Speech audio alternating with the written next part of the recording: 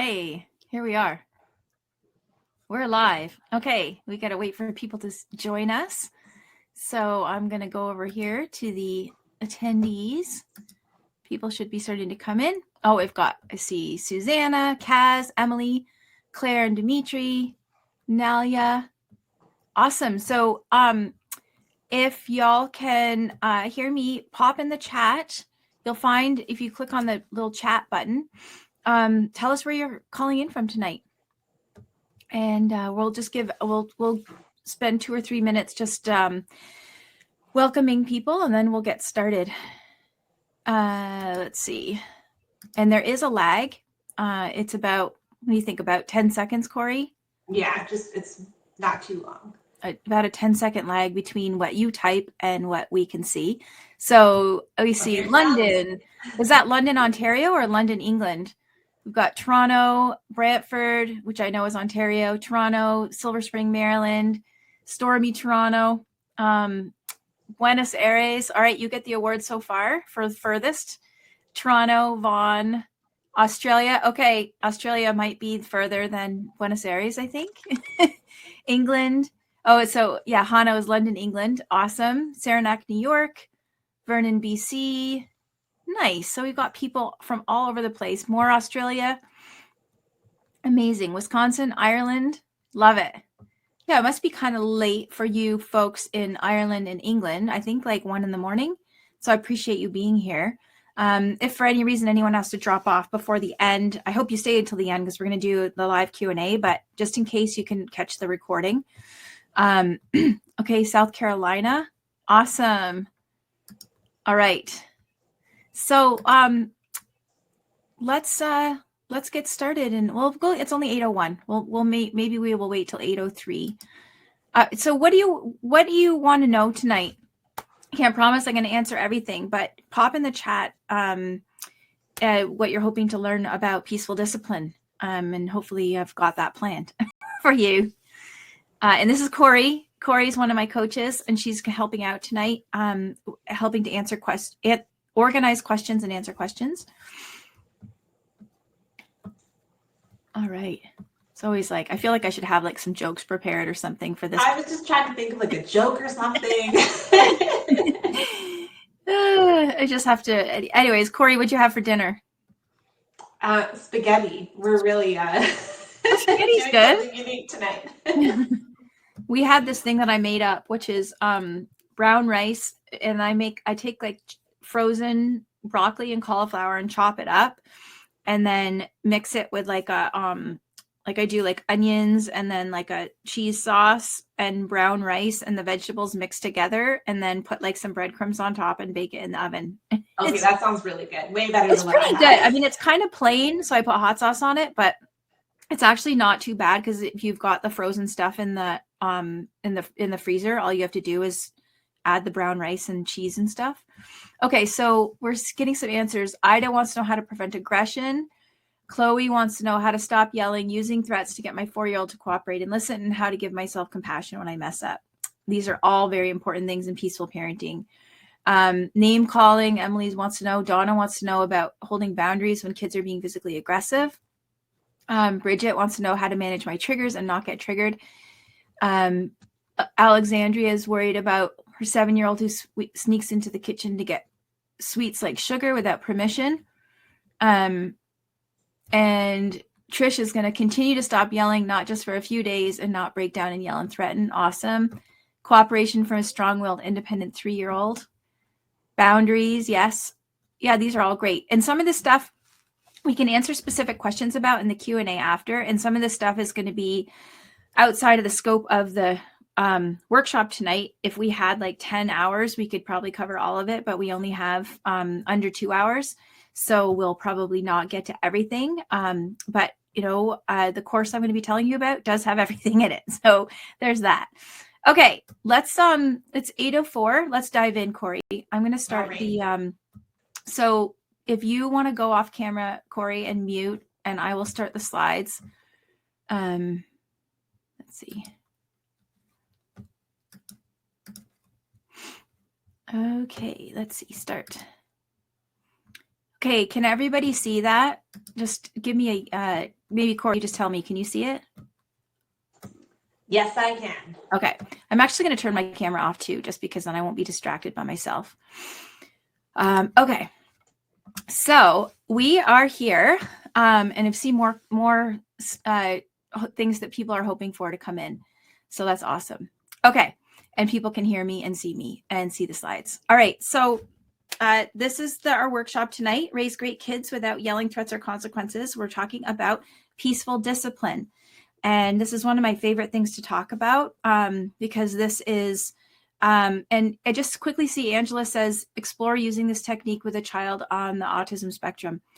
Everything that we talk about tonight is, and I've seen some people say things like, well, this doesn't work if your kid is neurodivergent. 100% not true. This does work if your kid is neurodivergent. It might not be the only thing you need, but it's always the place to start with peaceful parenting. And there are lots of people who work with neurodivergent kids. That's their autism specialists, et cetera, or ADHD specialists. And they will agree that using non-punitive discipline is the way to go with every kid. Just because they're neurodivergent doesn't mean they need consequences or yelling or whatever. So it's always the place to start. It might not be all you need, but it is always the place to start. So just a quick reminders, try and turn off your distractions. I'm going to go fast. I admit that. There is a workbook in the files section. If you didn't get it, I'm going to share this real quick. Hopefully you can see that. I did send it out. It's nothing crucial, but it's a pretty little version of taking a way to take notes. If you did get it, you can use it. If you didn't, just take some notes, grab a pen or a paper or whatever. If you're confused and you don't understand what the heck I'm talking about, ask Corey to break in. She's going to be keeping an eye on the chat. If you're like, Sarah, I have no idea what you're talking about. That didn't make any sense at all. Corey's going to interrupt me and tell me and ask me to clarify, which is totally fine. And I encourage you to do that if I'm not making sense. If you have a specific question that's like, how do I get my kid to blah, blah, blah, or what about in this specific case of something that I'm struggling with, save it for the Q&A at the end. To make Corey's life easier, you can paste it in the chat if you already know you have a question, so she can sort of organize them, or you can wait until we're doing the Q&A at the end. I will answer. I think we get kicked out of this room after 2 hours. I will answer as many questions as I can in those 2 hours. If you have to leave before I answer your question, you can check out the replay. I'll do my best to try and answer all of them. Okay. So stick with me to the end. I'd always want to be upfront about this. This workshop is 100% valuable on its own. And I have actually charged for this exact same workshop when I've presented to parents at school communities, et cetera. I give this for free as a way to give you a taste of what it's like to work with me, give you a taste of peaceful parenting, of my teaching style, and to let you know about my course that I offer twice a year. So no surprises. I'm going to be telling you about the course at the end, and I'll be mentioning the course throughout. It's a Transform Your Family Life course. It's a digital course. So I am going to be telling you about that at the end. I'm also going to give you a little download gift for staying till the end, and then we're going to have the live Q&A. So I just want to say, I feel like every time I give this workshop, I keep waiting for it to say like, oh, the tough times are over. But I realized tonight, like, when I started giving this workshop, we were in COVID and there's so much, political unrest. And now there's still a lot of crazy things going on in the world. And also for those of us with those more or extra kids, it never ends, right? Things are still hard. And peaceful parenting is a hard approach. And I'm not going to lie about that. It is more work and it does make parenting easier. And what I've realized is you can either put in the work when, you're at the front end, your kids are younger, or you're going to be putting in the work later. It is work. But I know those of you are here because you have kids who are more or extra. And, you might be already working harder than the people around you. So I just wanted to say like big hugs to you. Because it's not easy. It's not easy having the kids that are, the kids I call in the 20% who are just more intense, more challenging, maybe neurodivergent, more sensitive, temperamentally more challenging than the average child. So in this workshop, we're going to be talking about peaceful discipline. So we're going to talk about consequences and why they don't work and what we want to do instead. And you're here because you really want your child to listen and cooperate. Like we all need to move. We need to move through the schedule, right? We need to do life. And you don't want to yell or punish. And that's why peaceful parenting is really, has been attractive to you. And you want your kid to do the right thing. This is like when we zoom out, right? We want our kids to do the right thing and not because they're afraid of you. And you may have had these situations at the grocery store when your kid's having a meltdown because you're not going to buy the cookies or whatever. And you're, or maybe you've been at the park and your kid gets upset and starts to hit you. And all of these, really difficult public parenting moments. And you may have been told, what your kid needs is more discipline. Right. And what people generally mean by that is not the real word, not the real meaning of discipline, but that your kid needs consequences, right? Or that they should be afraid of you. And that's really what a lot of people think of when they think of discipline. So I want to really turn that on its head tonight. We're not talking about kids being afraid of us or kids that they need to be made to feel bad to learn, but we really want to talk about teaching and how do we get kids that cooperate without using that conventional, traditional idea of discipline, which basically just means power over. So just before we get into this, I just want you to stop and think for a minute. Even if you could control your child through fear and consequences, does it even work? And for a lot of kids, especially if they're strong-willed, it doesn't. And it actually makes you in a worse position than you were before. And how far would you go? Like if you're going to take things away or, do things to make your kid feel bad on purpose to get them to cooperate, how far would you go and how does it feel? And what are those long-term consequences? And this, last point I just love so much.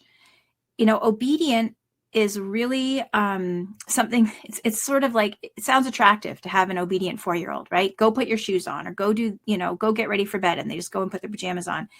But is obedient really a character trait that you want your child to have in the long term?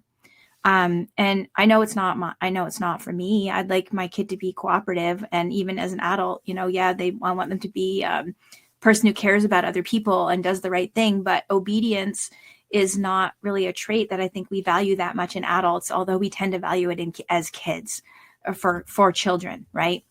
So just thinking long term about this kind of conventional parenting approach and what would that feel like? And is that the long-term approach that you really want to do? So you're here because I think I can assume that you don't want to do that and you want to discipline your child with love and not with fear. So who am I to be talking about this? So I've worked with hundreds of families in my private practice one-on-one and thousands of families in my different group programs, my membership, my course, and now reaching so many people through the podcast. And I think there are almost 10,000 people in our Facebook group. And what I've seen is personally and professionally, this works, right?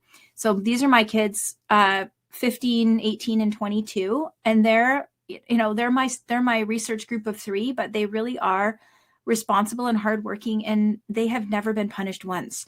I asked them once out of curiosity years ago, what would you have to do to get in trouble? And one of them came up with something and said, if I punch someone in the face. But really they were stumped because getting in trouble was just not in their, getting in trouble wasn't in like our family ideas. Like that wasn't something that we talked about. Like they weren't ever in trouble. Like if there were mistakes made or kids messed up, we always worked on how do we fix it, right?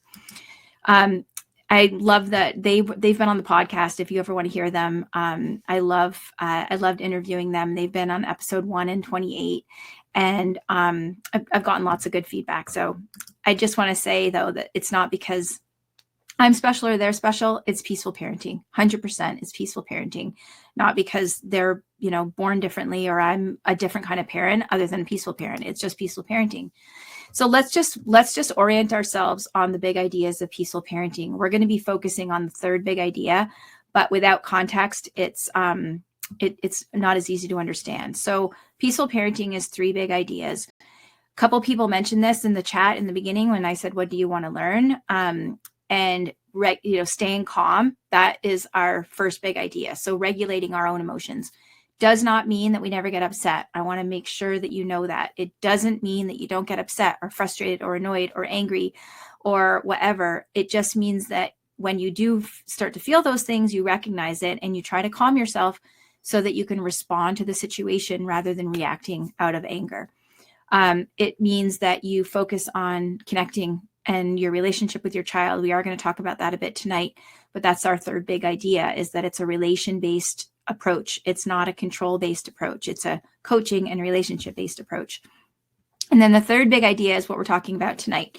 Kind, firm limits with lots of empathy and no punishment. So I made this, I broke it down even further into this graphic where I've got self-regulation is sort of our roots. When I just talked about that first big idea, the roots of peaceful parenting. We always start there. Wherever we're struggling, we always start with working on ourselves and our own reactions first and trying to stay calm. It's important for a lot of reasons. And that's always where we start. Connection is sort of that foundation, right? That's a trunk. That's the trunk of our peaceful parenting. And then around, we've got different aspects of peaceful parenting that often these things come into every interaction that we have with our kids, right? That welcoming feelings and cultivating empathy, giving ourselves compassion when things are hard, building that cooperation and setting limits is a really important factor there. And that's what we're going to be talking about tonight is sort of this one branch of the peaceful parenting tree. So just so we know what we're going to do first, we're going to define our terms. Then we're going to talk about the pros and cons of natural consequences. Then we're going to talk about the problems with punishment. Then we're going to talk about limits, also known as how do I get them to, or how do I get them to stop doing blah, blah, blah. And then I'm going to tell you about the course and we're going to do the Q&A. So that's where we're going today. Before we get started, I want to ask you to make a mindset shift. This maybe some of you are familiar with these ideas, and maybe for some of you, you're brand new to peaceful parenting. But these two big ideas that they're also related to each other are really, really important. And that's that kids are doing the best they can, and that they want to be good. And everything I've learned as a coach and as a parent. And doing my own professional development, because I never stop learning. I'm always reading and listening and learning from other people, scientists, and, learning about the newest research, is that we are hardwired biologically, evolutionarily, to be connected and attached to our caregivers. And that's how we stay alive. That's how we stayed alive. That's how we stay alive, is because someone cares about us and someone is attached to us and connected to us. And if we are acting out of alignment, we or our children, if kids are acting out of alignment with that connection, if they're acting out, being provocative, being difficult, it's because there's something else going on. They're low on resources. They have a full emotional backpack. They, are developmentally not ready for what's being asked of them. There are tons and tons of reasons why kids act out and why they are, quote, bad, I'm making air quotes here. But they are always doing the best they can, and they always want to be good. Nobody wants to be a jerk. And when you think about, times when you've been at your worst, and you've acted badly towards people, it's not because you wanted to, it's because you couldn't manage. So that's our mindset shift that I want everybody to keep in mind and make as we're talking about all this stuff. So let's define our terms just real quick. So a natural consequence, I'm going to go into these in more detail, but just so that we're starting out here with these three terms with a definition. A natural consequence happens without any involvement from us. So if you throw your toy and break it and it breaks, the natural consequence is that your toy is broken. A consequence or a punishment, now this is different from a natural consequence. And today, consequence and punishment have come to be synonymous. A consequence or a punishment is something that you do to a child or threaten to do to a child to make them feel bad, to teach them a lesson, or make them, remember the situation or whatever. So it's actually making a child feel bad on purpose to teach them something, or threaten to make them feel bad on purpose to teach them something. That's a consequence or a punishment. A limit is something that we put in place to help our child meet our expectation. Remember when I said we use kind, firm limits without punishment.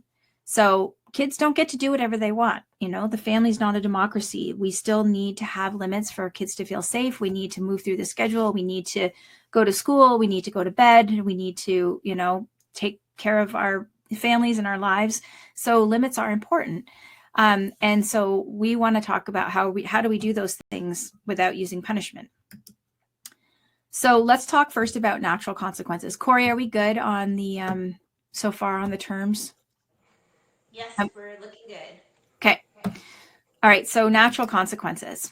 So natural consequences are a wonderful teaching tool, and they happen without any involvement from us. So this cute little child is out in the rain without an umbrella and without a raincoat. So the natural consequence is that this child will get wet, right? Or if you forget your lunch, you will be hungry. As I said before, you throw a toy and it breaks. So I often hear this from clients or in the Facebook group or in our group coaching. I'm trying to think of what the natural consequence for that should be. So if you find yourself thinking or saying those words, it is not a natural consequence, because you don't have to do anything for a natural consequence to happen. If you might think to yourself, I need to think about what the limit here in this situation might be. We'll be getting into that. But if you have to think of what to do, it's not a natural consequence. It could be a punishment depending on what's going on, or could be a limit depending on what's going on. But if you're doing anything, it's not a natural consequence. Hey, Sarah, we have a question I think is a good one. Yep. And it's, what is the difference between a boundary and a limit? They're not really anything. I kind of like the word limit better than boundary, but they're pretty much the same thing. I mean, at least as I understand them, a boundary might be, I can't let you pull the dog's tail. That's the same thing as the limit. I can't let you pull the dog's tail.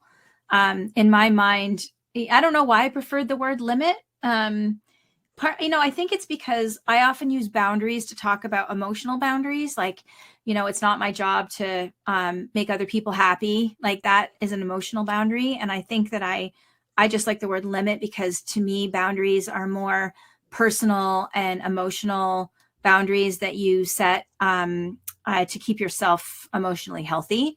So I think that's why I don't usually use the word boundary. Good? That sounds good to me. Okay. So natural consequences, as I mentioned, they're super great learning tool. So, you might have a toddler that is insisting that they want to hold the helium balloon themselves. And you say, let me tie it on the stroller, or make that little loop and we can put it on the wrist. And they're like, no, I want to hold it.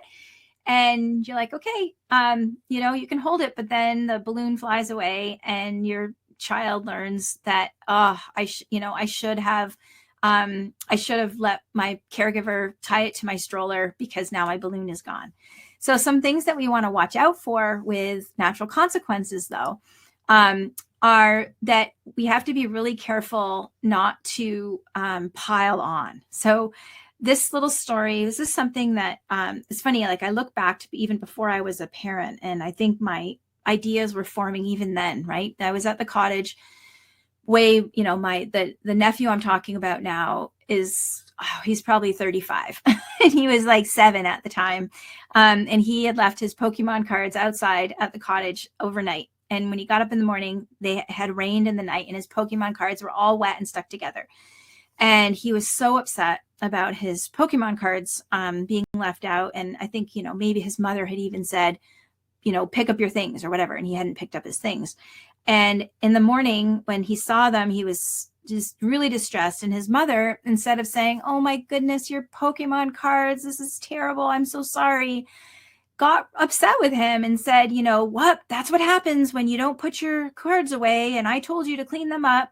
And so sometimes I think sometimes we worry that kids won't learn the lesson of the natural consequence unless we point it out to them.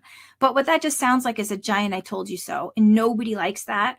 And in fact, it can make kids actually resistant to the lesson, because instead of feeling the distress themselves, like for my nephew, instead of feeling like the sadness of the Pokemon cards, because his mom kind of did the I told you so and got a little short with him, he could then turn his distress onto her. Like, well, you should have told me more. And, I blah, blah, making excuses or trying to blame somebody else. Right. So what we want to do instead of piling on, we want to tell ourselves it doesn't have to be a teachable moment, because our kid is already going to learn the lesson. The 3-year-old whose balloon floats away probably doesn't need you to remind them that, that you had offered to tie it on the stroller. They probably know that themselves, right? So what they really need, instead of piling on, is when a kid experiences a natural consequence, and I'm not talking about health or safety here. We're not talking about, they experience the natural consequence of not wearing a bike helmet by getting a head injury. There are some natural consequences that we don't ever want to let happen. But when a natural consequence does happen, we want to come up beside our child with empathy. Oh my goodness, you love those cards, or your balloon, it flew away. This is so sad. And be on their team and, be there to help support them when they do experience those natural consequences. Another thing that we want to watch out for with natural consequences is say, and I see this a lot. Say your kid, a slightly older kid here has a project they were working on for the, geography fair or science fair or whatever, and they forgot it and call you and say, "Oh, I forgot my project. Can you bring it to school for me?" You will hear a lot of parenting experts saying, "Don't rescue your children. Don't bring them the things that they forgot, or don't, help them out when they're in a jam, because you want them to experience the natural consequence of their forgetting or their disorganization or whatever." What I always say is, what would you do if your partner called you and said, "I forgot my briefcase, and I have a really important presentation that's in my briefcase. Can you please bring it?" I mean, if you cannot bring it, you're at work and you'd have to leave work and drive a half an hour each way to go and get the project. No, you're not going to bring the project. You're at home and it's not a big deal to run the project to them. Bring them the project, right? Because there's I can't remember if I put this in the slides or not.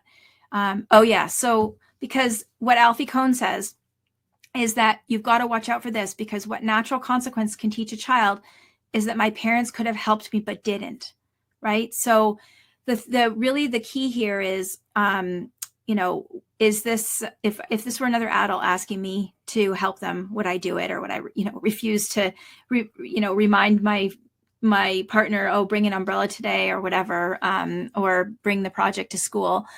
And if this is something then this is my caveat here. If this is something that happens a lot, you don't want to bring their things to school every day. They forget their lunch every day. You're not going to run to school every day with their lunch. They forget their lunch once, twice, you bring it, and then you say, "Hey, we have to figure out a system so that you remember your lunch, or you remember your homework, or you remember your gym clothes."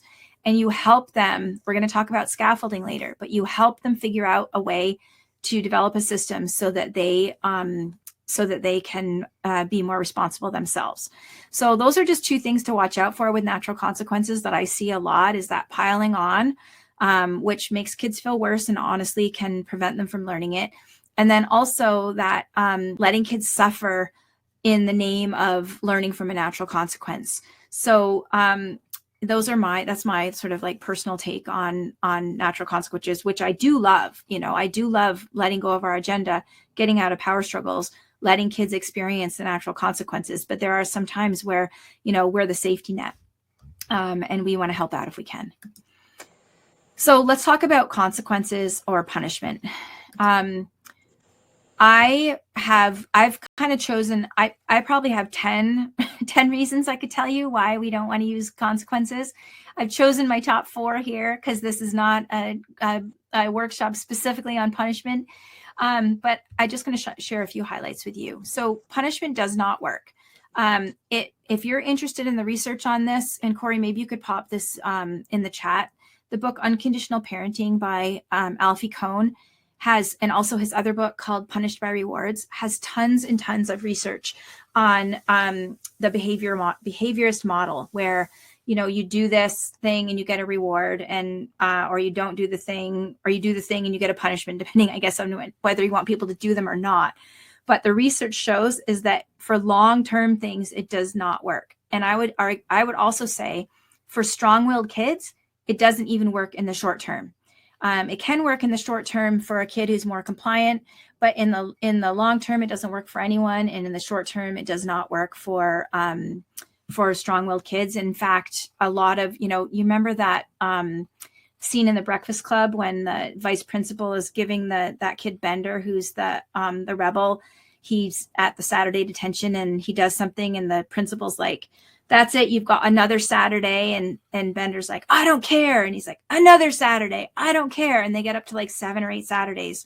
And that's often what happens with strong-willed kids when you try to control them through punishment. And I think a lot in terms of punishment not working, there was research a few years ago with timeouts. And timeouts, just by the way, were developed by pediatricians as an alternative to spanking, which, yes, timeouts are better than spanking. They were really starting to realize that spanking was not healthy for kids, and they wanted to give parents something else that they could do instead of spanking. So they came up with timeouts. So, if you're going to stop spanking and use timeouts for a while you're getting the hang of this, great, use timeouts, but let's try and move away from timeouts after we've gotten a handle on the spanking. Timeouts, a research study they did looking at toddlers, 2-year-olds who were given timeouts, and they were actually worse behaved in a year than the 2-year-olds who were not given timeouts. And I think that is because punishment, this is another reason not to use punishment, it does not address the root of the problem. So if you have a kid who is, a 4-year-old who's hitting their little brother or sister, and you could possibly get them to stop by threatening to take something away or put them in timeout. And I would argue possibly, because 4-year-olds don't have much impulse control, and also the strong-willed thing. But you would, even if you could get them to cooperate and not do the thing by giving a consequence, you would lose the opportunity to figure out what's going on underneath. Why are they hitting? What do they need more support with, right? Like, what is the root of the problem that's causing this behavior that you don't like? What need is that child trying to get met by this acting out? So if we just look at the surface and try and address the misbehavior by consequence, we don't address it we don't address the root of it, which makes it not a long-term solution. We need to address sibling rivalry. Maybe they need more help with, I'm just thinking of the example I gave. Maybe they need more help with sharing rules. Maybe they need less time alone together, where you can get in more quickly if one child is getting frustrated and hitting the other one. So if we just threaten a consequence, it could work, but in the short term, depending, as I said, but we have missed the opportunity to look at what those problems were in the first place that are causing it, and how those are going to trickle down throughout these siblings' lives. The one thing that I find really compelling to think about with punishment is that it really teaches our child what's in it for me. So, maybe you could get that child to stop hitting their sibling if you threaten punishment. However, what that child would come away with is, if I hit my brother, something bad happens to me. Not, if I hit my brother is hurt and I've hurt the relationship. So when you focus on punishment, or the flip side of the coin, rewards, it's teaching the child to care about themselves more than their community or their family members or property or their pets or whatever. They're always on the lookout for what's going to happen to me if I do this thing, not how do my actions affect others or how my actions affect the world around me. So it really puts the focus on a real self-centeredness instead of good sort of what's the right thing to do, what's the moral thing to do, what is the compassionate thing to do. And so we really, if we want kids to do the right thing when no one's looking, we want to teach them about why we don't want them to do the thing, not threaten them with something bad's going to happen to you if you do it. Because then guess what? If no one's looking and they don't think they're going to get caught, what's to stop them, right? If the only thing stopping them is that they're going to get in trouble, or the only thing motivating them is they're going to get something, they're not going to do the right thing when no one's looking. My final reason, and this one's really, really important, even though I've got it last, is that it hurts our relationship with our child. So when you sense that someone is making you feel bad on purpose to control you, it chips away at that goodwill bank account and that connection that you have with your child. And really, that relationship we have with our kids is the only really true way that we have to influence them. My son, this is my son who's 22 now. This is when he graduated from high school. And when he was in high school, he said to me, "Mom, so many of my friends don't answer their parents when they call them, or they don't go home at night, or they ignore their texts or calls." And he said, he said it somewhat disdainfully. He said, "You're really lucky that I care what you and Dad think." And it really hit me when he said that. And that is the the crux of everything is if your kid cares what you think. And that's really the true influence that we have, is that relationship, that the relationship is important to our children. And when they're little, they don't have that crystal clarity that my son had, but as they get older, they really do realize that. I love this quote from Thomas Gordon, who is one of the founding influencers of this peaceful parenting. And he says that the inevitable result of consistently using power to control your kids when they're young is that you never learn how to influence them. And so that's why we're looking at this relationship-based approach, right? I said in the beginning, it's not a control-based approach, it's a relationship-based approach. And limits come really are a big part of that. So if we don't want to use punishment, we don't want to use yelling, we don't want to use threats, we don't want to use timeouts, we don't want to use rewards, we're going to be in big trouble if we just drop those out, right? If we just drop those out without adding anything in, we will be lost, and we will be moving into permissive parenting, and we won't be able to, life will be chaotic if we just drop out that set of tools of conventional parenting. So what we need is a new set of tools. That's what we're talking about tonight. And that's what I go into in great detail in my course, which, we cover all of these different aspects of peaceful parenting. And as I said, tonight we're focusing on setting limits. But basically the Transform Your Family Life course is the entire toolkit of everything you need to know about peaceful parenting. So let's talk about limits. Let's say we've got, you've got two kids with a very messy bedroom or playroom, and you want them to clean up their playroom. And you say, like, hey, kids, go and tidy up your room. And they either refuse, they drag their feet, you go in, they're still playing, and no one listened to you, and they're not doing what you said. And they're not being obedient children and cleaning up their room.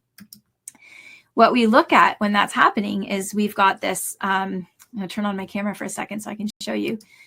We've got this gap, right, between our expectations on one side, on the left side of the screen, or my left hand. We've got our whoops, you can't see the whole me.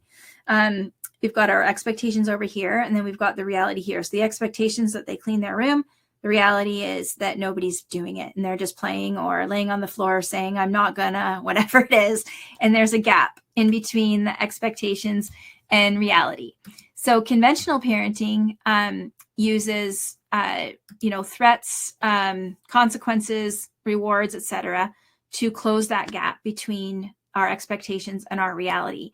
This is really key here. In peaceful parenting, we use limits to close the gap. We don't use consequences, threats, yelling, etc. We use limits to close the gap.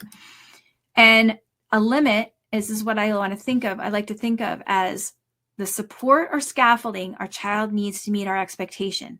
So you can think of the scaffolding. Oh, sorry. Let me go back here for a second. I think I actually have a slide about this in a second, but scaffolding is what if you're a teacher, you'll recognize this from the education world. That's where I first heard of it when I was in teachers college. It's the support that you give a student or a child while they're learning new skills. It's, a building metaphor, like the building is the scaffolding holds up the building while it's being built. So a limit is that support or the support that we give our child while they're learning, while they're maturing, while they're growing, and that what they need to meet our expectations. So before we set a limit, there's a couple things, and we go into this in really a lot of detail in the course. There are two modules that are about discipline and limit setting and getting cooperation. So we want to ask ourselves, is this limit necessary? And, maybe maybe it's important to you to have a clean room. Maybe it's not necessary. So it's always good to ask ourselves, is this necessary? Is it a reasonable expectation that your children clean up the playroom by themselves? Is it developmentally appropriate? And these two kids look a little bit to be on the young side to be cleaning up a playroom by themselves.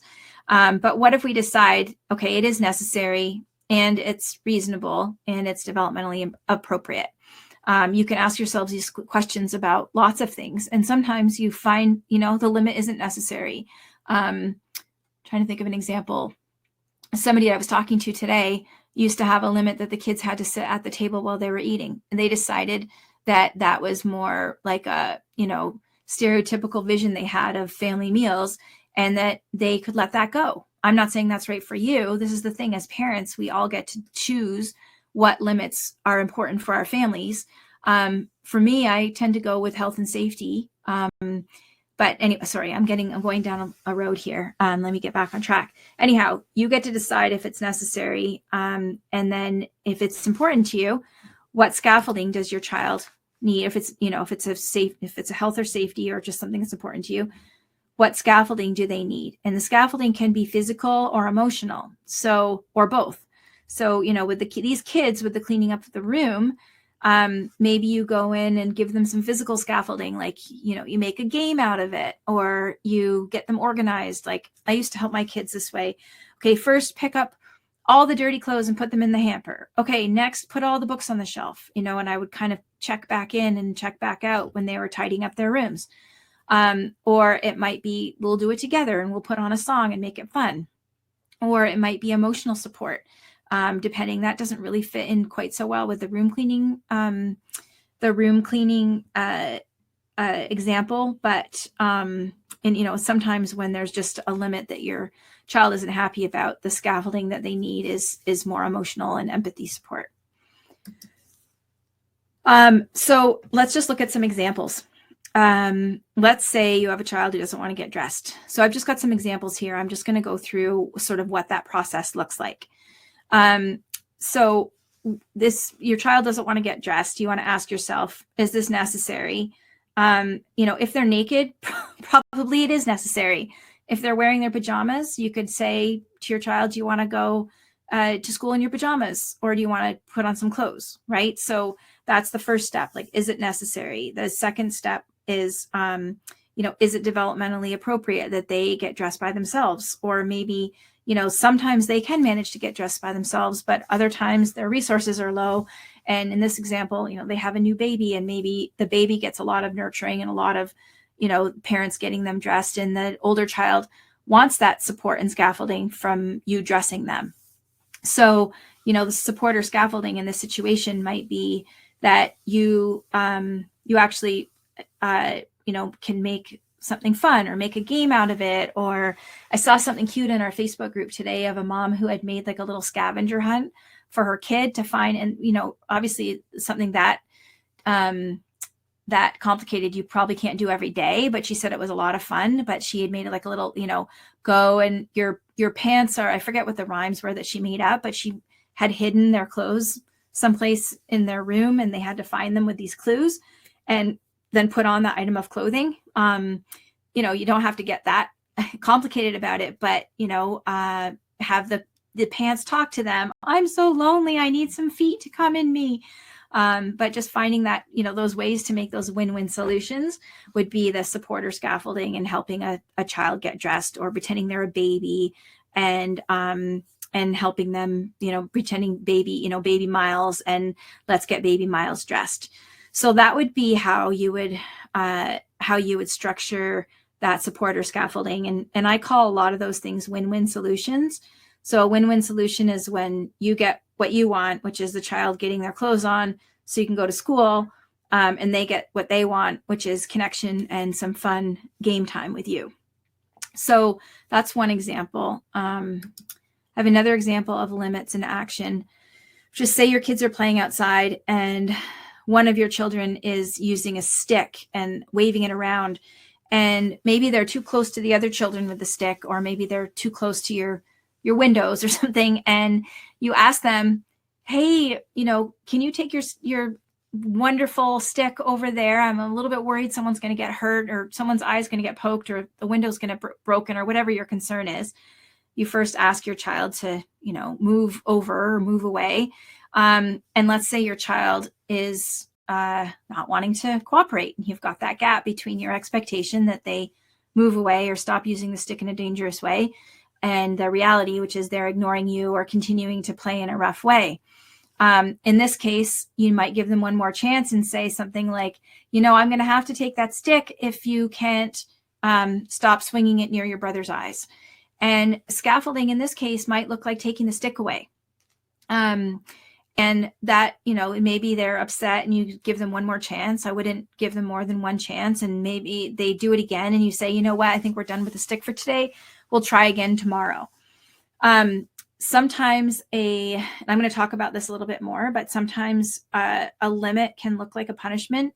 And I'm going to address that in a minute. But yes, sometimes you do have to take things away, or you have to remove the child from the situation. And that's the support or scaffolding that your child might need to meet your expectation.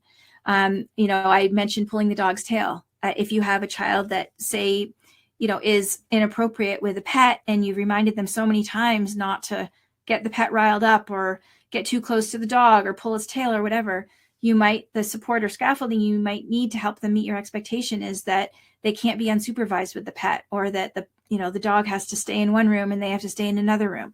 So sometimes there are times where you do need to set a firm limit around some actions, or what the child is doing or playing with. My third and final example here, and then I'm going to talk a little bit more about the limit. Is it a limit or is it a consequence? Is, say I tried to make this one for older kids. Say you've got a kid who loves to play video games, and they, you have an agreement of how long they're going to use it, and that they're going to turn it off before dinner, something like that. And they've agreed. And then when it's time to turn it off, of course, you're going to give them their, 5 or 10 minute warning so they can finish their level.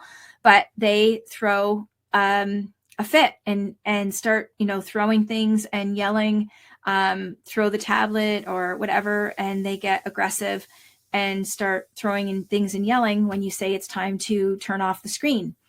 You might say, if you can't keep your end of the bargain, which was that we've agreed on this time, we've agreed that you're going to turn it off and join the family for dinner, you might not be able to use your tablet for a couple of days if you can't manage. And so we're not doing this to make anyone feel bad. We're doing it to support the limit. Same thing of like taking away the stick. If the child is, with our support and with our help, they're still not managing to meet our expectation, and we've been thoughtful about the limit, and we're not being arbitrary or controlling, there are times where we might have to say, we're going to take a little break with this, or we're going to, I guess just that, we're going to take a little break with this. And sometimes that's necessary. If somebody really truly can't manage, then sometimes they need our help to intervene in those situations.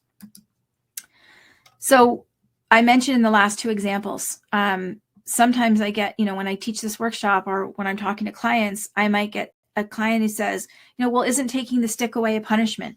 Or isn't not letting them use their tablet a punishment or a consequence? So there are two things that we want to look at. This is really, really important. So, just like pay extra attention here, because this comes up all the time in peaceful parenting.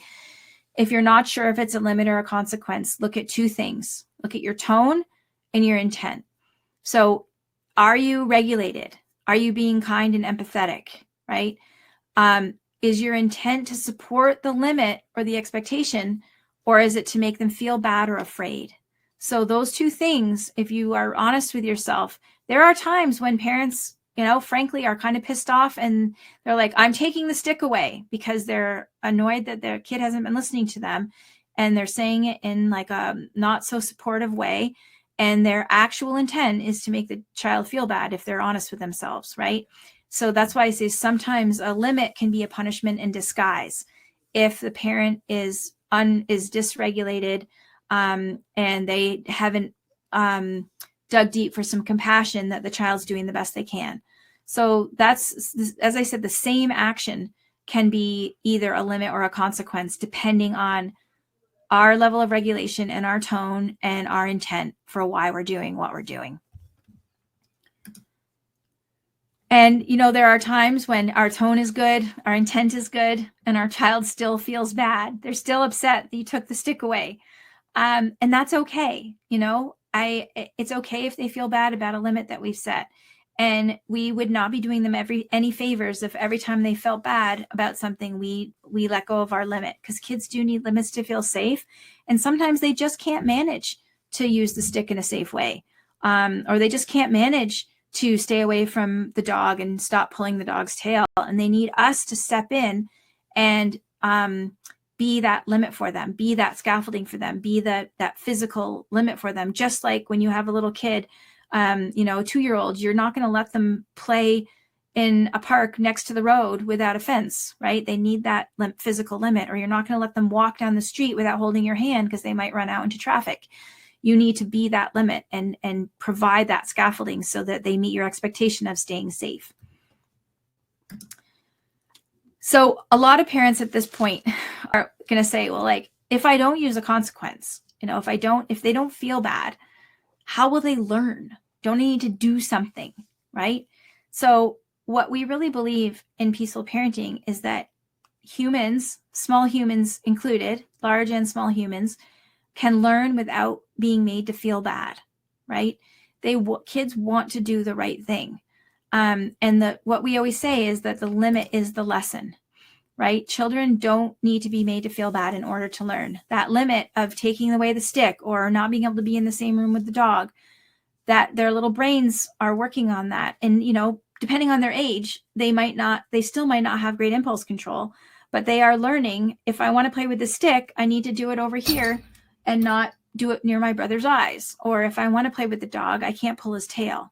They still might need scaffolding from us because of the impulse control question, but they don't need to be made to feel bad in order to learn. And if you think about yourself, if you messed up, say you had a lot on your plate and you missed a deadline at work, how would you feel if your boss decided that they're going to, yell at you in front of everyone in the company, make you stay late and deduct something from your paycheck? Would that make you do a better job next time? Or would it make you feel resentful of your boss and start looking for a different job? So we really need people who are going to understand that we're doing the best we can, and how can they support us, or how can we support kids instead of trying to make them feel bad to teach them. So as I said before, the limit is the lesson. And over time, where kids start to integrate those limits into their actions. Yes. Could you explain the difference between a limit and a rule? Sure. I don't usually talk about rules because it's hard to keep track of rules. Like the limits. Let me just think about this for a second. I always think of rules, and maybe the person has a different idea than I do, but I always think of rules are like the list of 25 things that you have to keep track of. And I like to have a guideline. And this is from, there's a great book called It's Okay Not to Share. And this is actually before I ever heard of that book. This was our family limit also, which was not hurting. You can do it if it doesn't hurt people or things.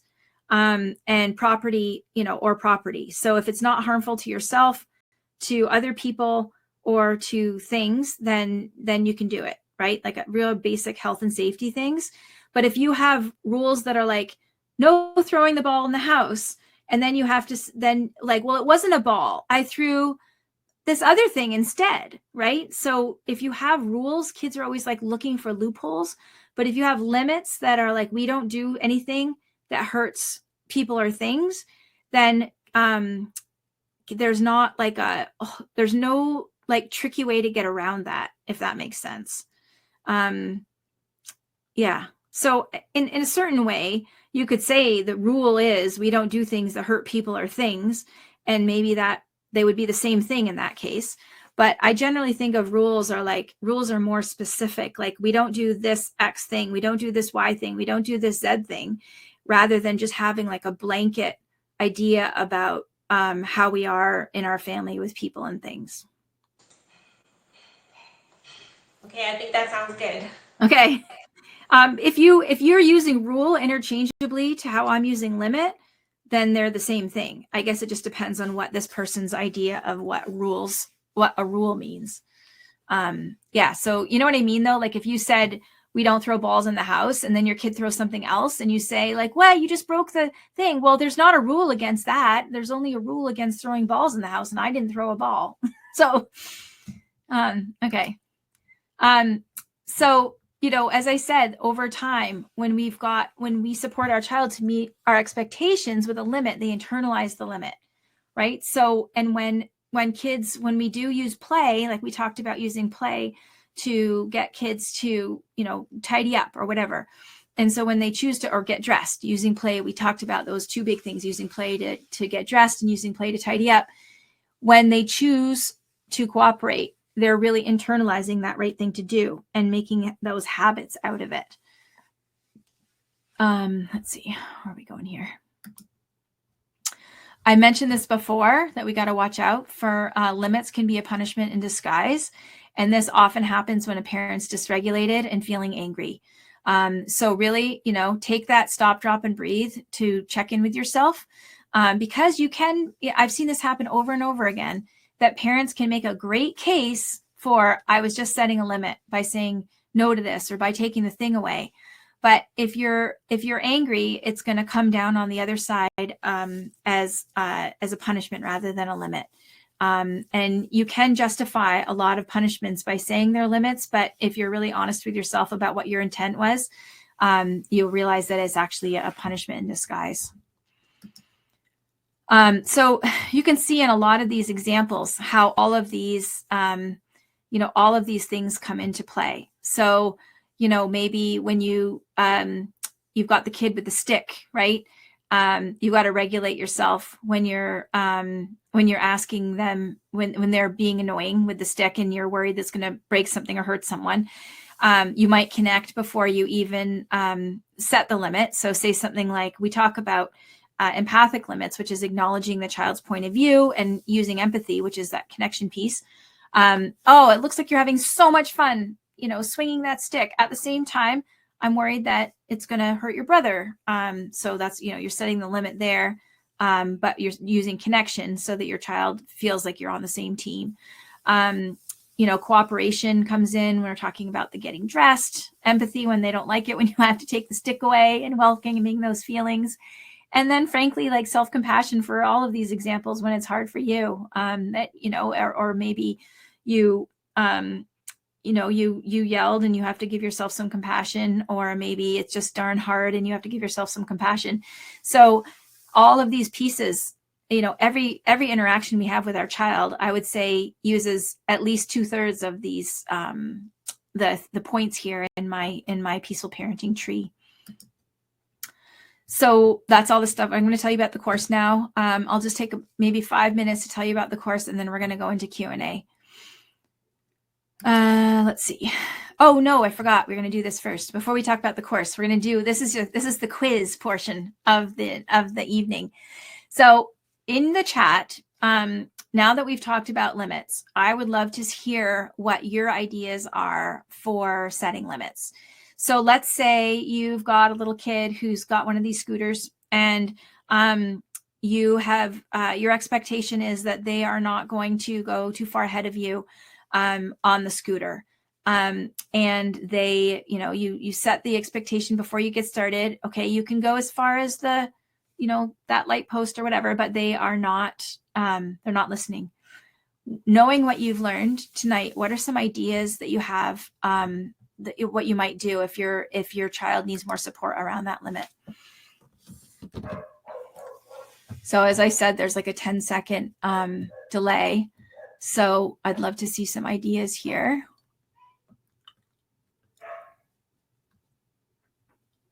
And someone must have walked by my house. My dog was just barking. I don't know if you could hear that. All right, I'll start talking about it while I'm waiting for people to answer. Empathize. Yeah, Angela says empathize. It's so hard to stay with me. Your scooter goes so fast. It's so hard to stay with me. Ask them to stay beside you. Okay, so let's see. The great answers are coming in now. Yeah, Chloe says connect. Oh, you're having so much fun riding that scooter. That's right. So that there's a saying, connect before you correct. And that's what Chloe's talking about, I think. And Bridget says, ask them to stay beside you. So yeah, you give a chance, like say, oh, looks like you're having some troubles, not going further than I asked you to go. You're going to have to go a little slower and stay beside me. And Bridget says, if they aren't listening, they might have to try again tomorrow, which we'll get to that in a second. Alicia says, give an example or an explanation for why the limit exists. So explain, right? Give them another chance, and then take them away if they if the limit isn't chosen the second time. Yep. So I love that. Give a chance. Tiffany says, what if you zoom to that lamppost and then practice your turning to zoom back to me? I love that also, Tiffany.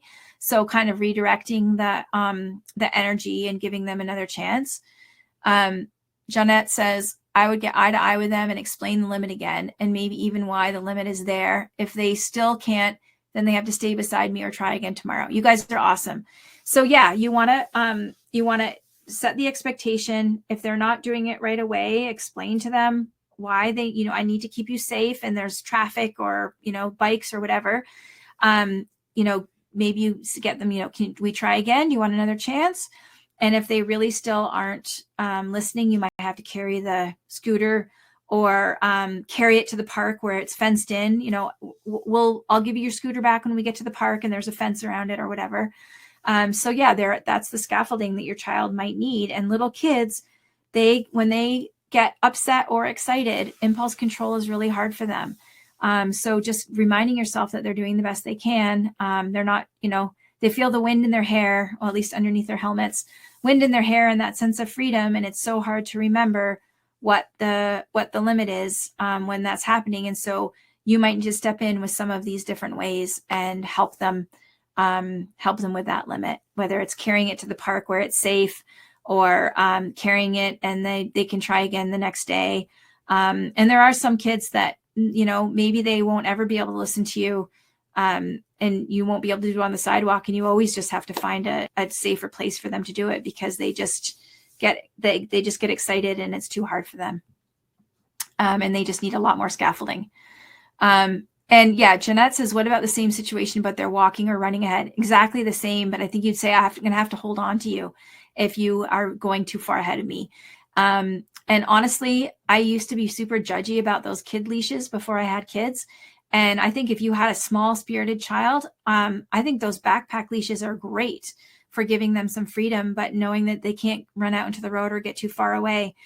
But yeah, if they're walking or running ahead when you've asked them not to, you got to either put them in the stroller if you have one or hold on to them physically. I mean, I can't tell you how many times I walked down the street holding the wrist, in a nicest way as I could, but holding the wrist of my middle child who was a runner, because he would get excited and take off.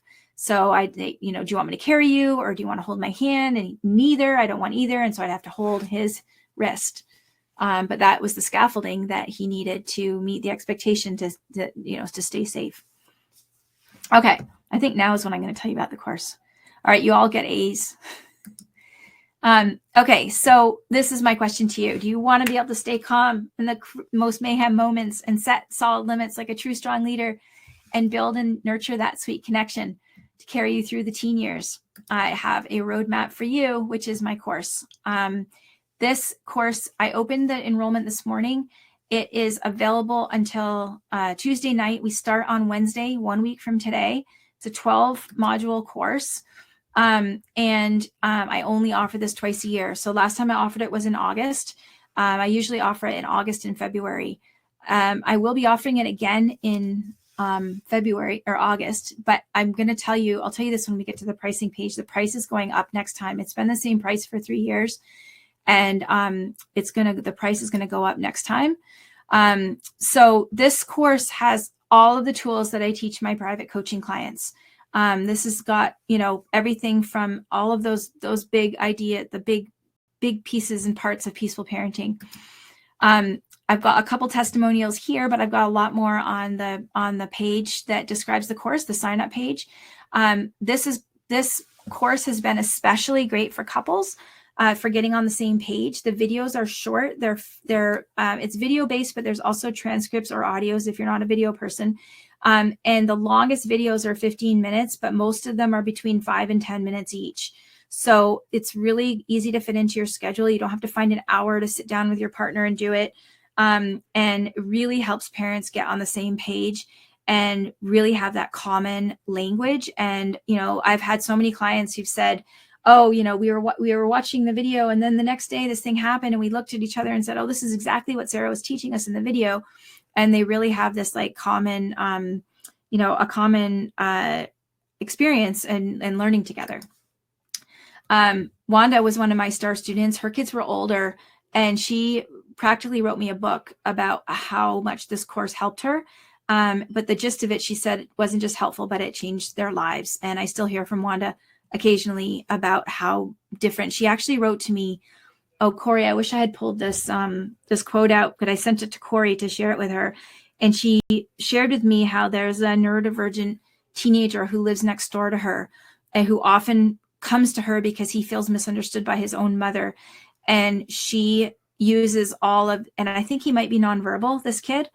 And she uses all of the peaceful parenting things that she learned to do with her own kids with this kid who she's become like his safe person, which I just love so much. But anyways, it changes everyone's lives, really. Peaceful parenting, not just your own families. This is sort of just a sneak peek of what the back end, or what the when you sign in, what it looks like. We've got you have the different video modules and lessons. And as I said, you've got audio form only, and underneath, which you can't see because I can't scroll, is transcript. The one thing one of the things I love about the course is we do office hours every week for 12 weeks. On the sign up page of the course are the times and dates of the office hours, but it's an hour of group coaching where you come on and ask questions, and I answer your questions, and you also get to know the other people and get support from them as well. So that's really, I think, crucial when you're learning something new, is like, okay, I understand this in principle, but how do I apply it to my life and my kids? And that's what we get with the office hours. So that's 12 hours, 12 weekly 1 hour office hours. And yeah, office hours, I think everybody's always surprised about how much they like the office hours, because they kind of think that they won't like them that much or maybe use them. But everyone who comes on leaves with this feeling of like, oh my gosh, I'm not alone, which I think is, and parenting can be really lonely when you have more extra kids. Basically, I just want you to enjoy your kids. And this course is really a roadmap for how to get there. And as I mentioned before, it's not because I'm a special unicorn of why I have such a good relationship with my kids. It's because of peaceful parenting. It's just, I use the tools. So everyone wants to know, how much is it? I mentioned before that the cost is that it's going up by $100 next time I offer it. So it's $397 US, or 3 installments of $137. There's also an option to do it with private coaching, which is basically, I charge $13.97 for private coaching. So you get the course for free if you choose the private coaching option. Anyone has questions about that, you can email me. There is a 30-day money back guarantee. This is my 3rd year offering this course, and I have never once had somebody ask for this guarantee for their money back. I like to think, I think that's because, I think that's because it is so good. So anyways, within 30 days, if you show me that you've completed the work and it's not working for you, I will absolutely cheerfully give you your money back. And also any unused sessions, if you got the one-on-one. So I want to make sure we've gotten time for the questions. Again, this is like not just for parents of little kids. It's the peaceful parenting tools apply to everybody. Just again, here are the prices. If you have any questions, you can email me or pop them in the chat. Actually, any questions about the course, maybe we'll hit those first. This is a special fast action for the first 10 enrollees of the course, that you will get 3 months of the Peaceful Parenting membership, which is my signature membership, where it's sort of like the course is learning everything you need to know, and then the membership is keeping accountable with a community of people to just keep practicing what you're learning. So the first 10 people that enroll, I will give you 3 months of the membership when the course finishes. So that's 6 months of support. So you get 3 months of support with the course, and then 3 more months with the membership. Jan asked how much time per week. The videos are about an hour total per week, all the videos per module, and then maybe like an hour, a maximum like 2 hours per week, including all of the homework. But you don't, you you also don't have to do it like week per week. There are 10 modules and we have 12 weeks. So there are 2 implementation weeks. So if you get a little bit behind, you can just keep going. And you have lifetime access. So even if I've had people who have things come up, they get the first 4 weeks, and then things come up and they have to stop and then they come back to it. As long as I'm offering the course, you have access to it. And that hour to 2 per week doesn't include time to practice, but you're with your kids anyway. So you're going to be, putting them to bed so you can practice putting them to bed using peaceful parenting methods. And that won't be any extra time. There was one more thing I was going to say about timing. I forget what it was. Yeah. Anyways. Okay. Let's see. Oh, another thing, if you have a friend that you want to bring, email me and I will give you, if you sign up with a friend, if you both email me, I will give you each $50 off. And this is only for the webinar people that I'm offering this, for the workshop people. So that's something you're gonna have to email me about. But if you have a friend who you want to sign up with, give me an email and you can each get a discount, a buddy system. Again, nothing to lose, 30-day money back guarantee. So just so you know, I don't want anyone to feel rushed. You have until Tuesday night, that's almost a week, to think about it.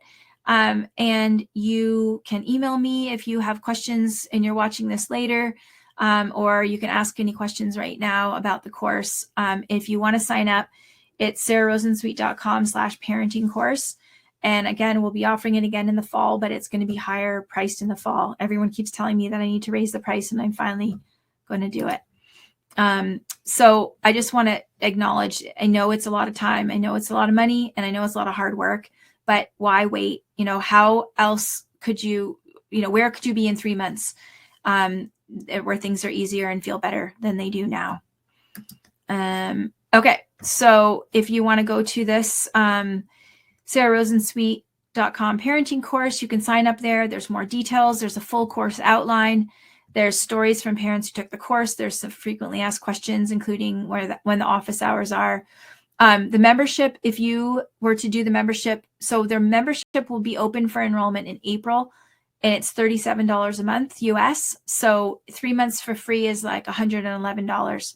And also, if you decide later that you want to join the membership, you can, but this is just a bonus for the first 10 people who enroll tonight. We'll get the membership for 3 months after. Yeah. Okay. Let's see. I'm losing my voice. Okay. And here's my little gift to you. Corey, can you pop this in the chat, the link? So if you go to peacefulparents.kartra.com/page, I'm sorry, it's a funny link, /bonus, you can get, Corey just put that in the chat. You can get a little cheat sheet, printable cheat sheet of the things that we went over tonight, like a refrigerator sheet, as my little gift to you for being on live. And now we're going to move into questions. I'm going to stop the slides and get my camera going again. And we have almost 45 minutes for questions. So let's do this. And let me stop the slides. Okay. Just going to have a little water here. Hey, we did it. I hope that wasn't too fast. Like, I'm really trying to be conscious of making sure we have enough time for questions. So any clarification questions or questions about specifics, we can go for it. So one clarification question was, can you let them know ahead of time what a natural consequence might be if they keep doing something? So for instance, if you don't take your jacket, you might be cold later.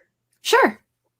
Yeah, there's no problem with that. And you just have to make sure that you're going to say it in a way that is not like they feel like they lose if they take their jacket. So, you want to say it like, not like, you better take your jacket because you might be cold later. And if you have a really strong-willed kid, they're like, no, I won't be cold. I'm not taking my jacket. But you can say it like, hey, you might want to just take your jacket in case you get cold. And then they won't feel like they're losing if they take their jacket.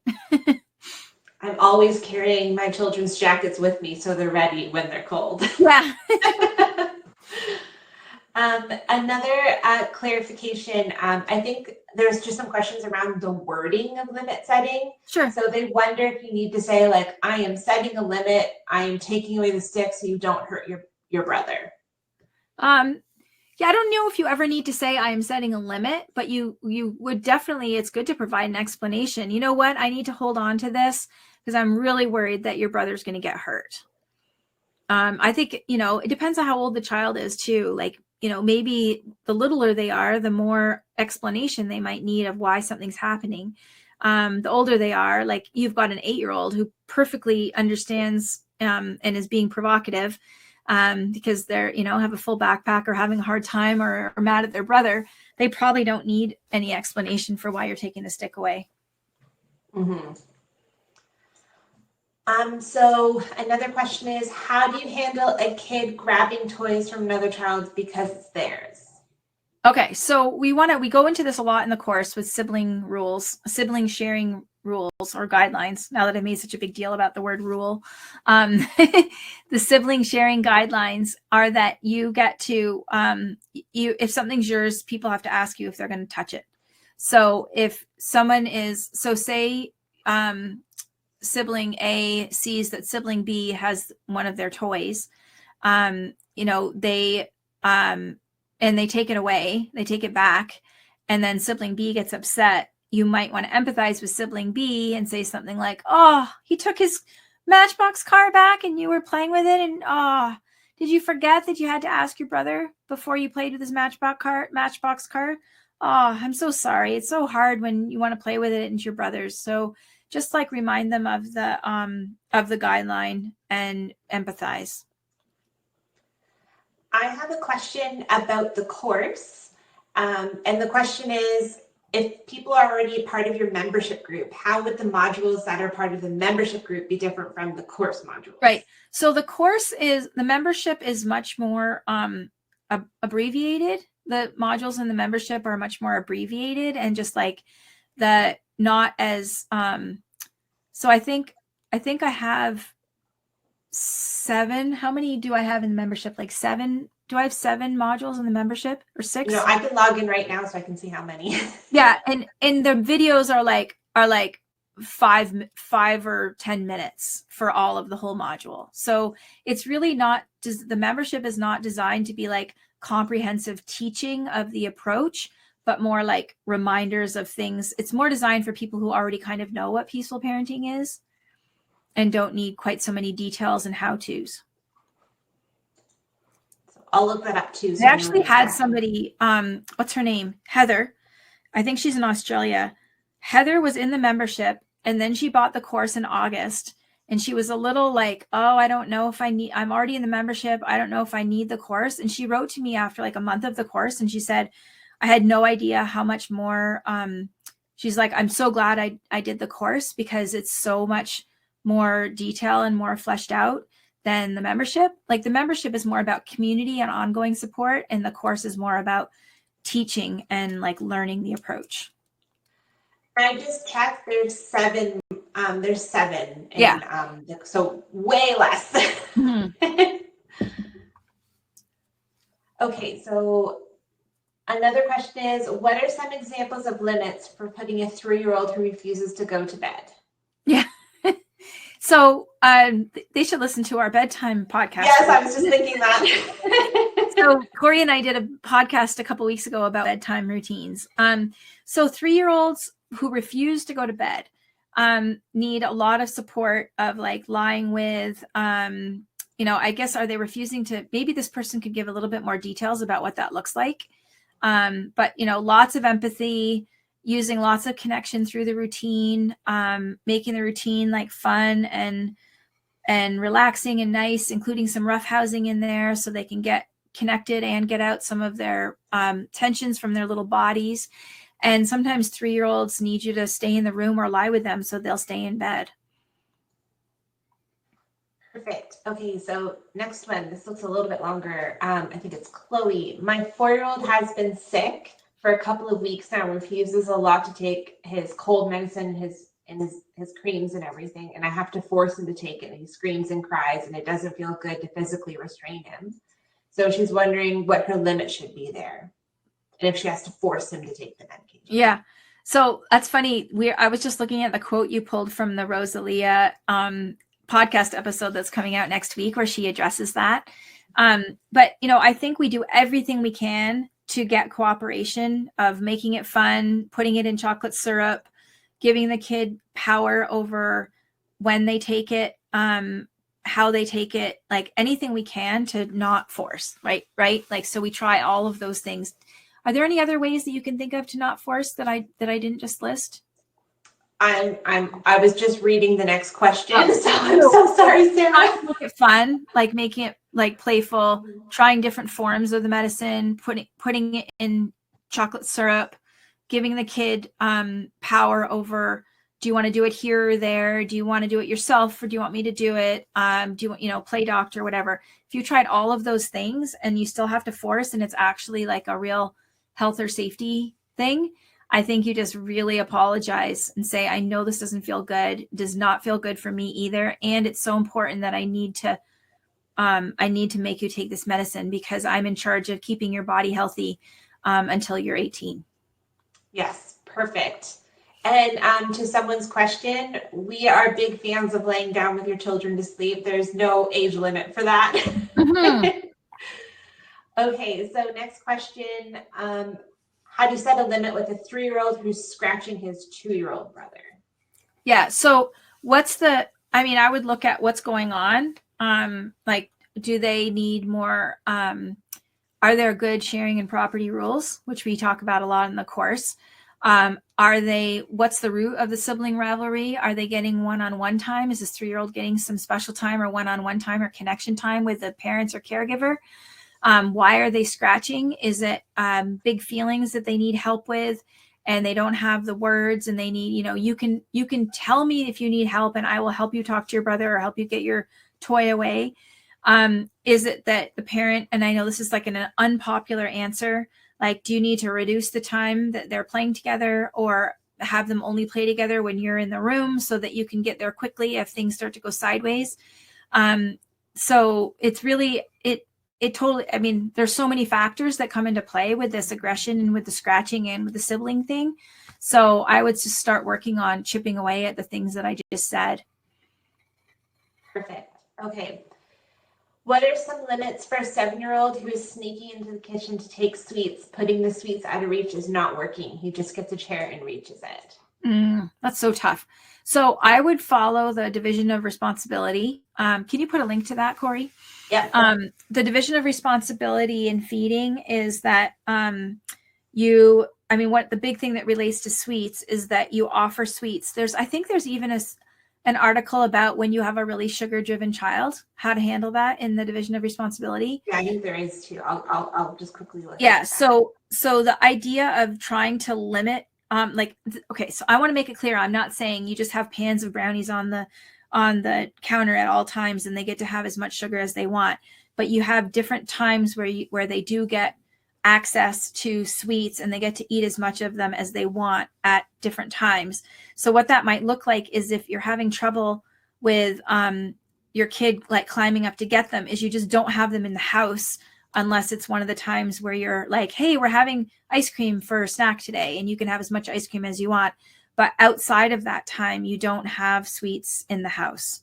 Or you have them, is it Clea who has a lockbox?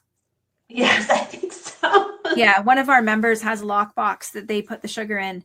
And that doesn't sound great, but if you actually, if you are following the division of responsibility and you're not depriving your child of sweets at the times when it's recommended, there may be times where you have to get them out of reach, literally like where they can't get them when it's not that time.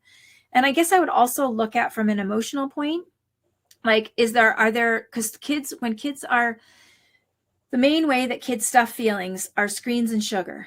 My daughter used to come home from school and ask for cookies and to watch TV, after a hard day at school. So what's going on with your child? And I'm not saying that all sweet, like I love sweets, even if I am not having an emotionally difficult time. And I also know that sometimes I will eat sweets if I'm having an emotionally difficult time. So I'm not saying your child is only eating sweets because they're trying to numb their feelings, but that can be a part of it. What do you think, Corey? I would say that the division of responsibility, you might have to be careful with the sweets when you're first implementing it, but as your children get used to the fact that you are going to regularly make sweets available, they tend to relax and then don't sneak it. So we went through this process with my children, and now they'll like eat a sweet halfway and leave the second half. Mm-hmm. So you just have to trust in the process, and it can take a while of doing the division of responsibility before you get there, but it does make a huge difference in how your child will relate to it. Okay, cool. Thanks.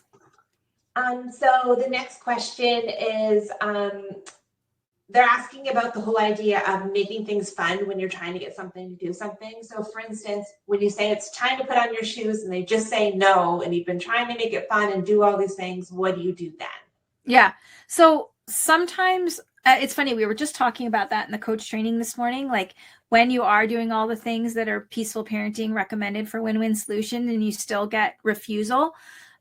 Sometimes it's kids' way of putting their foot down when you've just got too much going on and you're like trying to move through the schedule too fast, and they're just trying to exert some power over like the transition, or there's just like I don't see you enough, or there's just too much going on. So I think looking at your doing a little bit of a lifestyle audit is one place you can start.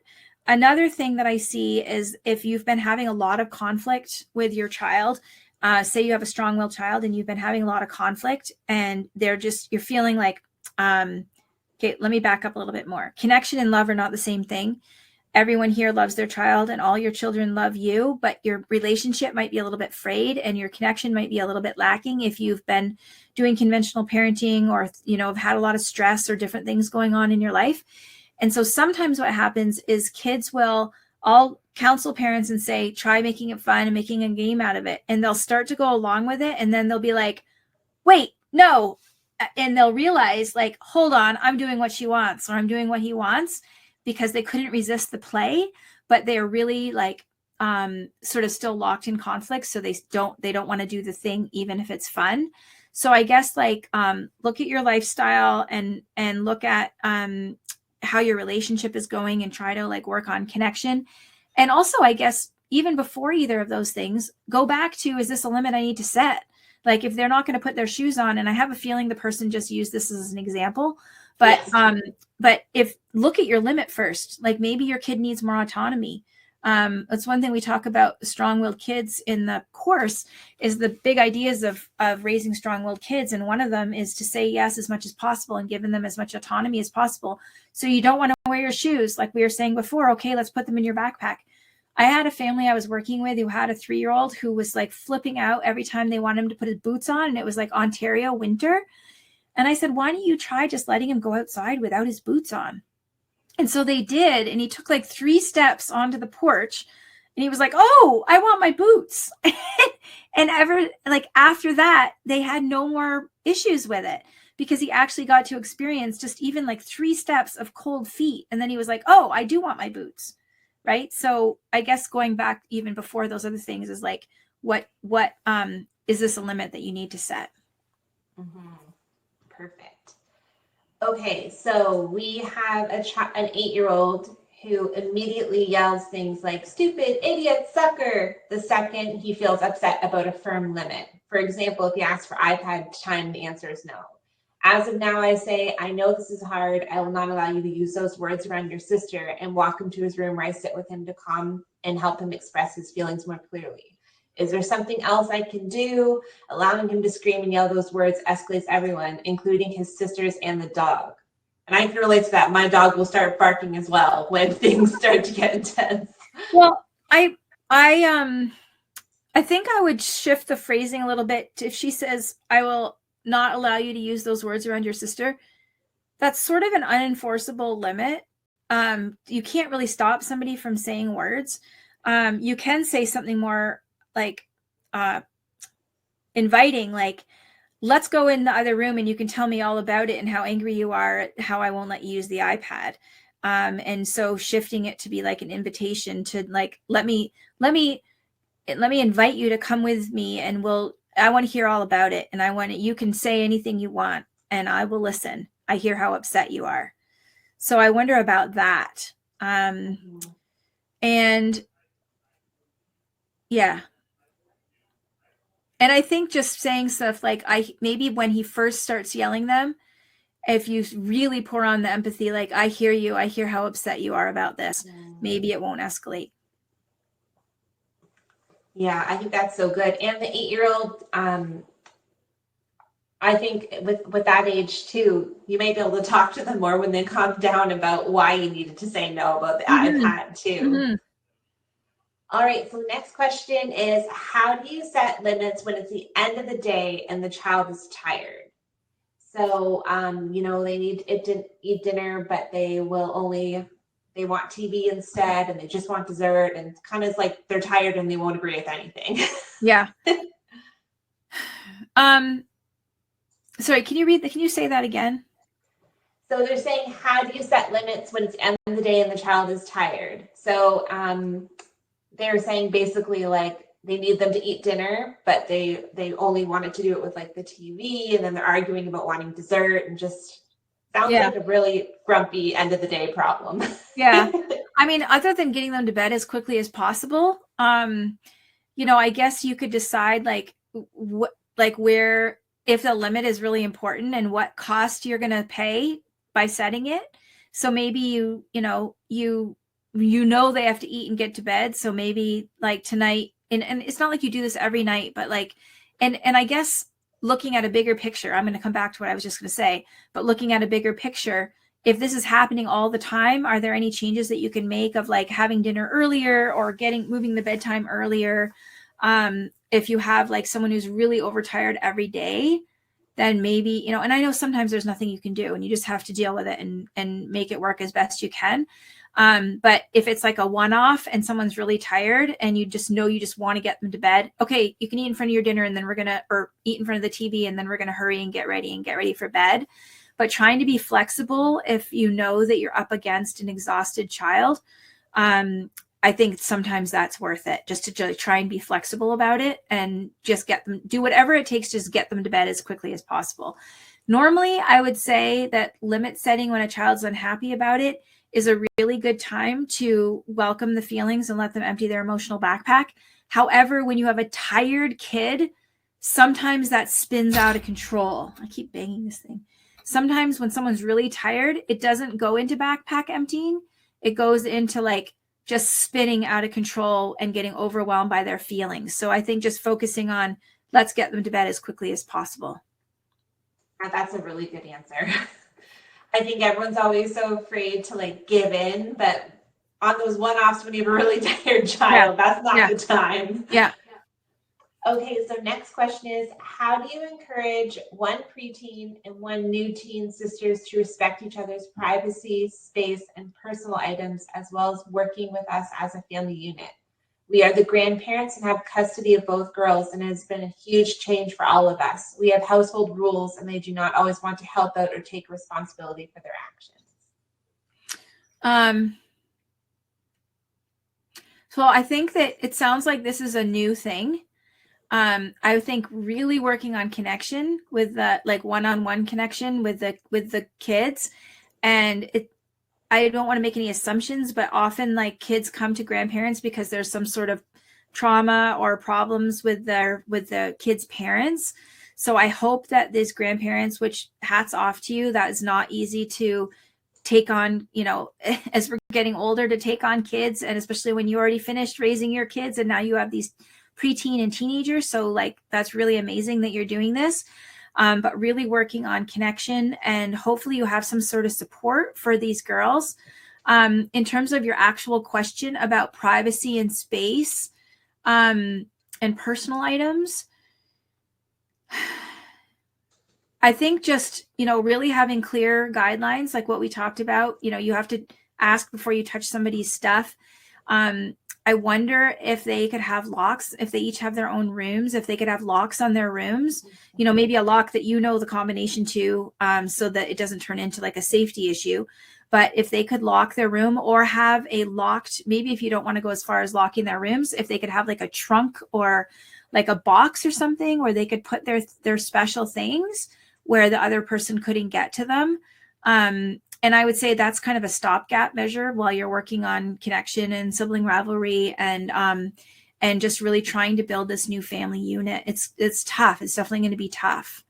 In terms of helping out, that would be last on my list if possible for you. Like, I'm not saying I want you to be the servants to your your grandchildren. However, you really want to think, especially with older kids, connection is the most important thing. And if that means you're doing more dishes for a little while you're working on connection rather than fighting about the dishes, I would go err on the side of connection. And once things are feeling better, then you can start inviting them to help out more. That's a really good answer.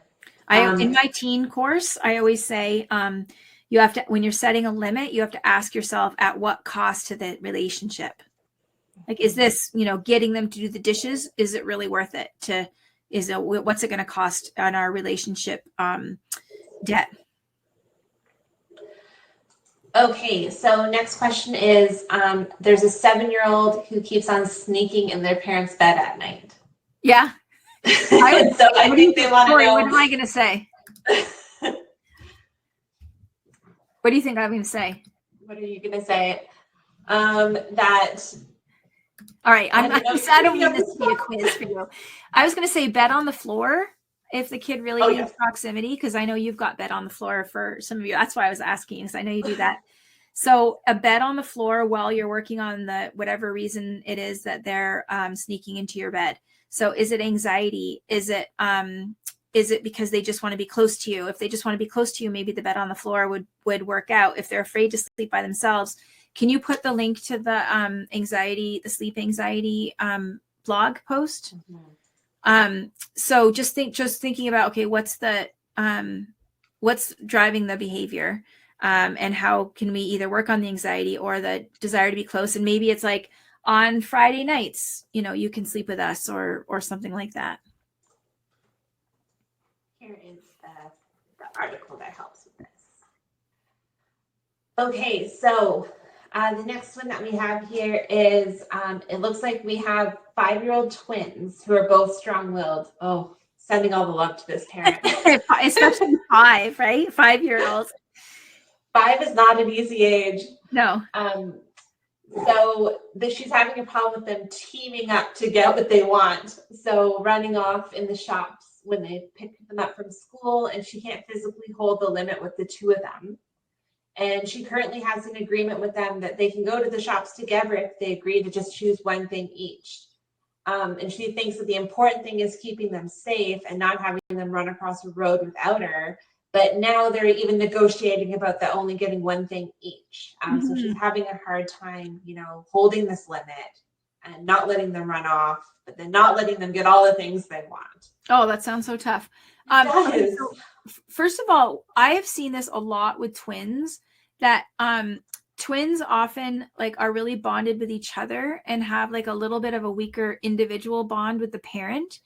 And that sometimes they can gang up because they egg each other on and have kind of, not that they're being bad on purpose, but it's kind of fun, to, try and get what they want. But that working on your individual relationship, I don't know if you have a partner or if there are times when you can have special time. If you have a partner where you can each take turns doing special time with the kids, so that you're working on that individual relationship so that they care more what you think, as I was talking about in the workshop. And I'm not trying to insult anyone and saying your kids don't care what you think, but that if that would give them a little bit of pause that, oh, mom's unhappy with us if we do this thing, they will care more if they feel more connected to you, and that you can maybe have a little bit more influence that way. And then, so you can't physically hold the limit with the two of them. I'm just trying to think of what you could do. I guess I would also say if you're assuming they need your money to buy the things. And if I guess I might say if they run off and that they're not going to get anything. Mm-hmm. That could be a limit that you set when we talk about, the limit that sometimes could look like a punishment, but if it really is that they're so excited and they know they're going to get this thing and then they just run off, if you remind them as soon as you pick them up, we're not going to get anything if anyone runs to the store without me, because that's not safe and we can't be doing that. So those are my ideas. Also, 5 doesn't last forever. Yeah, that's true. I think you said once you had an office hours and it felt like everyone who showed up had a 5-year-old. Yeah, yeah. So one question we had earlier too is, how do you make your 7-year-old stop creating confrontations with their 6-year-old? How do you make them stop screaming confrontations? Like they said they're creating confrontations with their younger brother. So it looks like they're just 1 year apart and the one keeps on, kind of, they just wrote creating confrontations. So it looks like they're instigating. Yeah. So, I mean, I think going back to the sibling rivalry stuff, like looking at the root cause, like, are they getting enough time with you? Do you have clear, and this is something we go over a lot in the course. Do you have clear sharing and property rules? Do they have a chance to express to you their feelings of, that it's not fair, or it's never enough, one-on-one, where they're sort of offloading their big feelings and you're empathizing about their siblings. Yeah, I think it sounds like a sibling rivalry thing. And we have to remember that the rivalry is always about who does mom or dad love more. Oh, that's the other thing I didn't say. Are you intervening in a neutral way? That's a really big important part of the sibling rivalry stuff. Not choosing sides, because every time you are, even if you're right, like even if you see, the 7-year-old instigating something with the 6-year-old and you come to the defense of the 6-year-old, it's going to make the 7-year-old more resentful, right? Even if you're reasonable and right. So you have to always help them talk to each other rather than, and we go over that in detail in the course, like with the scripts, but how do you help them talk to each other and work these things out rather than you being the one who's working them out? Perfect.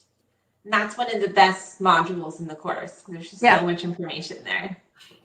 Okay, so we had a question about what time are the office hours. I'll grab the link of that and I can pop that in for everyone. Yeah, it's in the frequently asked questions in the parenting course link. So they're on Mondays. Yeah, they're on Mondays, and they go from 9 a.m. to there's like 1 week it's 9 a.m. and these are Eastern times. The next week it's 12. The next week it's 2. The next week it's 5, and it alternates through that for 12 weeks. So for people in different time zones.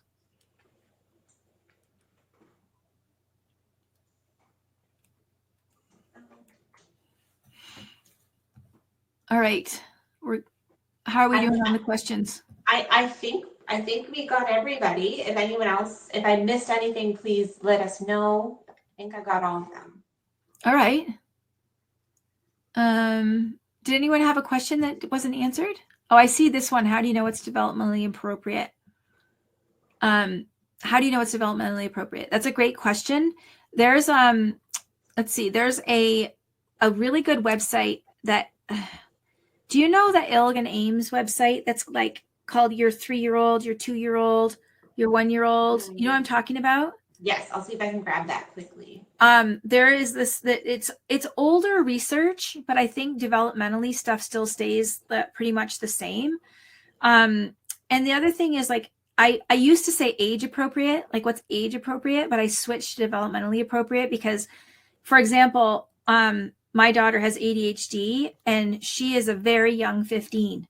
So there are things that, she, that she does that might be like age appropriate for a 12-year-old, but developmentally appropriate, it's right for her.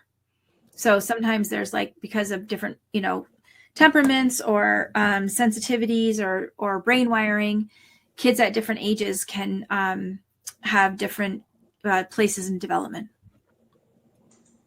Okay, I have the link here. I'll pop it. Jeanette, also, I think you missed this one from Jeanette. What do you say when kids are calling you names? I was just trying to keep it to one per person, but we can answer the second ones if needed. Well, you're so good, Corey. Thank you for preserving my voice and my energy. I can answer that pretty quickly. So when kids are calling you names, respond to the feeling that they're trying to express rather than the names, and say something like, "Oh my goodness, you must be so upset to be saying that. I hear you. And just, I have that podcast about rude talk or back talk that's actually pretty good about that too. I think it's might be episode 4. I can't remember, but I do have a podcast about that, Jeanette, about how to deal with rude talk and back talk. Yeah, and I see a question from Justina. Maybe this will be the last question. We've got our warning popping up here that we're going to be running out of time. So Justina was the one asking about, so I think she still had more questions like they are tired and but you still do need them to eat and you still need to brush their teeth. So I think she's still wondering, what do you do when they are that tired to get through all that? Right. So pretend they're a baby and feed them, and pretend they're a baby and brush their teeth. I don't know how old her child is, but do as much scaffolding as you can to move them through the schedule. And I know you're so tired. Let's play this game where you're a baby bird and I'm going to feed you. And then let's play this game where I'm the, dentist and I'll brush your teeth for you. But just as much support as you can. All right. And Justina asked about a sore loser and breaks everything if they don't win. So this is a kid, it sounds like, who, has some big feelings, and, trying to empathize and, 4 years old. Yeah, that's still pretty typical for a 4-year-old, that breaking things when they don't win. And that's something we talk about a lot in the course in terms of welcoming feelings. I think you can also model in a playful way, playing those power games where you are the one who's losing and they know you're losing on purpose because it's just like a game, and you're like, how did you win? I'm going to beat you next time. That's not fair. And they laugh about you losing so that they can work through their feelings of feeling powerless. So we just got another question of, how do you deal with a 7-year-old who's generally good at home but won't admit to any wrongdoing when he acts inappropriately at school? So if he's being too rough or things like that. Yeah. Well, it sounds like he probably won't, quote, admit wrongdoing because he feels some shame about what's happened. So I would just load on the empathy. Like, say you get a report from the teacher that your kid had a hard time at school. And I would say, hey, I heard something really tough happened at school today. You want to tell me about it? And just really trying to use as much empathy and acknowledge their point of view as much as possible so they don't feel like you're disappointed. So he doesn't feel like you're disappointed in them. They don't feel like you're disappointed in them or that they're in trouble, but just really trying to see it from their point of view and empathize. Because I think that not admitting wrongdoing is trying to avoid the shame of that disappointment that you might feel. Mm-hmm. All right. I think we got to wrap it up. I'm tired and I'm losing my voice. And thank you, everyone. Please let me know if you have any questions. And thank you, everyone, for coming. And thank you, Corey, for being such a good organizer of the questions and the people. Thanks, everyone.